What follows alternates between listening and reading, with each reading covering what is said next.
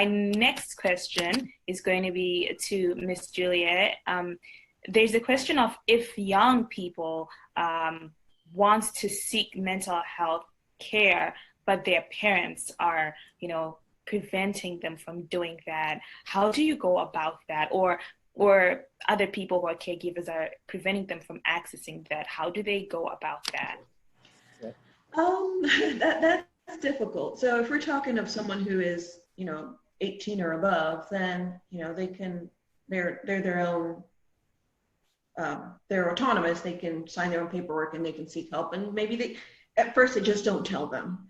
If we're talking about someone who's underage, unfortunately, they're going to need parental permission to get any kind of medical care, unless they're emancipated based on whatever the laws in that particular area.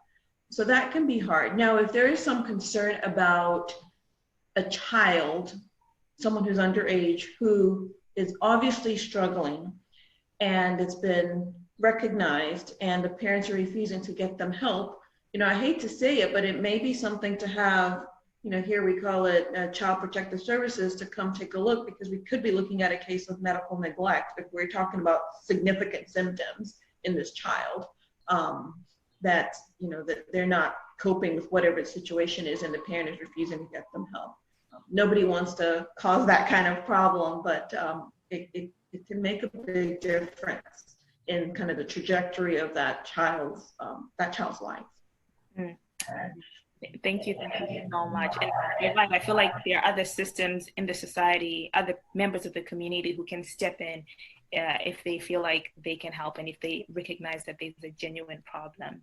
Yeah. Ideally, the best thing to do is to try to make it collaborative and talk to them, and that no one's trying to hurt, we're trying to help. But if it comes to it, then you can help authorities. Thank you.